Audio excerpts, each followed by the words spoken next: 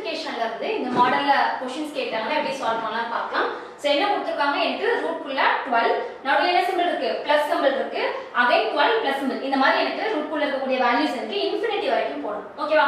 So அப்போ இந்த மாதிரி இருந்துச்சுனா நம்ம பார்த்தோனே ஆன்சர் பண்ணலாம்.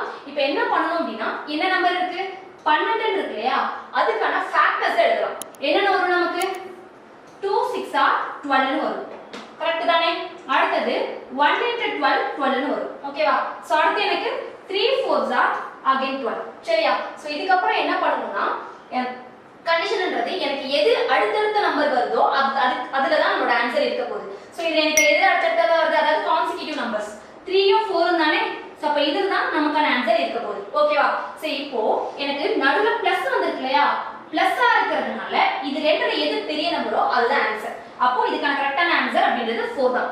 சப்போஸ் இதுக்கு நடுவுல எனக்கு மைனஸ் இருந்துச்சு அப்படினா இது ரெண்டுல எது சின்ன நம்பரோ அதுதான் ஆன்சரா இருக்கும். ஓகேவா? சோ அப்போ இதே மாடல்ல இருக்கக்கூடிய இந்த சம்க்கான ஆன்சர் என்னன்றதை கமெண்ட் பண்ணுங்க. Thank you.